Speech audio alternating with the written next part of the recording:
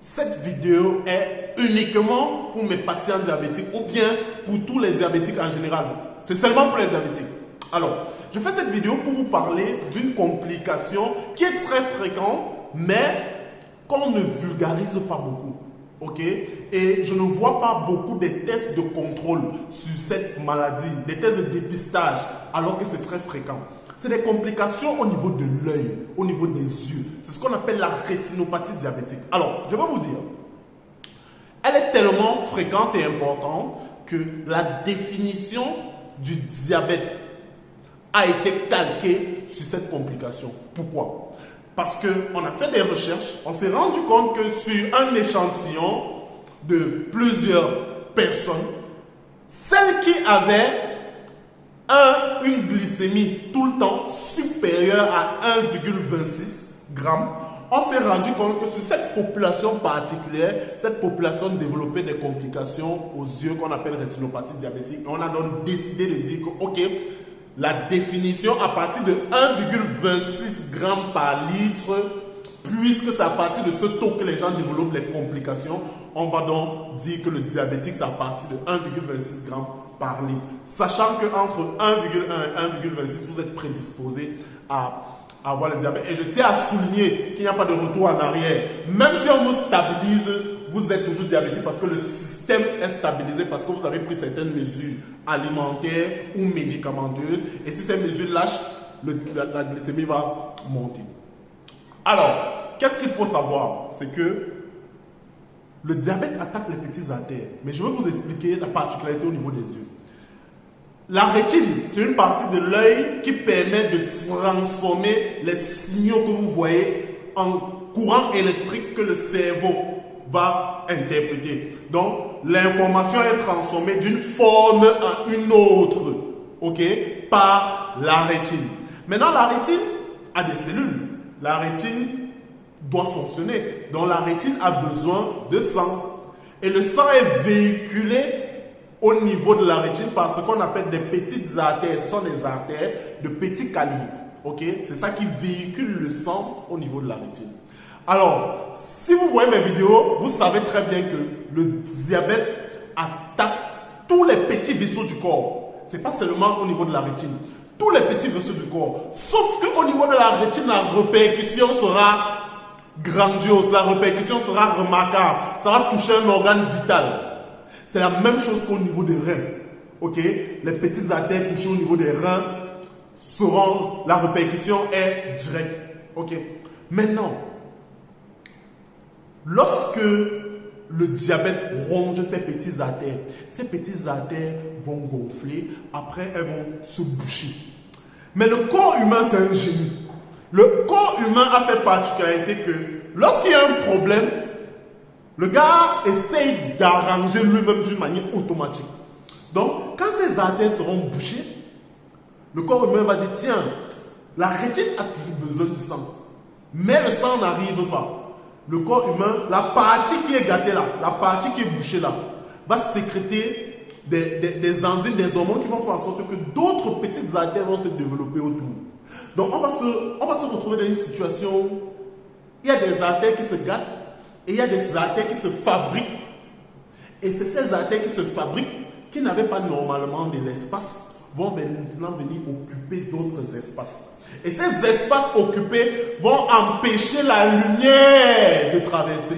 Et c'est pour ça que c'est directement remarquable. C'est pour ça que directement, l'individu, après certaines années, aura du mal à voir, tout simplement. Donc voilà ce qui se passe dans l'œil d'un individu. Et les facteurs qui font en sorte que ça arrive rapidement, il y a le temps. Parce qu'un diabétique, généralement, quand vous faites le diagnostic du diabète, ça veut dire qu'en moyenne, votre diabète évolue depuis plus de 5 ans. Je parle du diabète des adultes, ce qu'on appelle le diabète de type 2. En général, ça évolue depuis plus de 5 ans. Or, il faut 7 ans au minimum pour que ces complications surviennent. Ça veut dire qu'il y a des gens, quand on fait le diagnostic du diabète, ça évolue depuis 10 ans. Ça évolue depuis 8 ans, ça évolue depuis 7 ans. Donc, ils ont déjà la rétinopathie diabétique parce que, premièrement, ils n'étaient pas équilibrés, ils n'étaient même pas informés. Et ils ont été exposés tout le temps nécessaire. Et vous savez, chez nous en Afrique, on ne fait pas les tests de dépistage. C'est pour ça qu'on vient généralement en retard et on se rend compte que ça a déjà évolué. Ok? Donc il faut 7 ans. Et les facteurs qui font en sorte que ça évolue, c'est le temps, c'est la tension. S'il y a l'hypertension qui est ajoutée, ça va accélérer la destruction de ces vaisseaux-là. Ok? Et c'est le mauvais équilibre glycémique. Donc, si vous avez ces 3 facteurs réunis, en 4 ans ou 5 ans même, vous pouvez y avoir ces problèmes. Et maintenant, pourquoi, quel est l'intérêt de faire une vidéo là-dessus? C'est que lorsque la rétinopathie diabétique s'installe et ça commence à évoluer, ça ne fait plus machine arrière. Ça veut dire que si on quitte de l'étape du stade 1 au stade 2, il n'y a pas un traitement pour revenir au stade 1. Donc lorsque vous êtes au stade 4, il n'y a pas un traitement pour revenir au stade 3 ou au stade 2. Vous voyez pas la gravité. Ça veut dire que lorsque les artères commencent à se développer un peu beaucoup là, il n'y a plus moyen de faire machine arrière. Tout ce qu'on va essayer de faire, c'est qu'on va essayer de jongler pour que vous voyez bien. Mais c'est le débrouillage. Ok? Donc, ce qu'il faut faire, c'est la prévention. Il ne faut pas arriver à ce stade-là. Et pour ne pas arriver à ce stade-là, qu'est-ce qu'on fait? On dit, ok, vous êtes diabétique, d'accord. Est-ce que vous connaissez votre statut déjà? Ok. Est-ce que vous avez déjà eu à faire une photographie du fond d'œil? Parce que c'est ça, c'est l'examen principal qu'on fait pour diagnostiquer cette pathologie. Donc, lorsque vous êtes diabétique, vous venez d'être diabétique, on vient de découvrir, on vous fait directement ce test pour voir s'il y a déjà cette pathologie qui s'est installée. Ça permet de donner les objectifs de votre traitement. Est-ce que l'objectif de votre traitement sera de maintenir la glycémie à moins de 1,3, sera de maintenir l'hémoglobine glyquée, parce que je vous ai dit que la glycémie n'est qu'un indicateur, le vrai indicateur pour éviter les complications, pour permettre de savoir que sa glycémie est stable sur le temps, c'est l'hémoglobine glyquée. Et c'est en fonction de la présence ou non d'une pathologie qui va nous permettre de dire que, ok, voilà, ce patient est diabétique.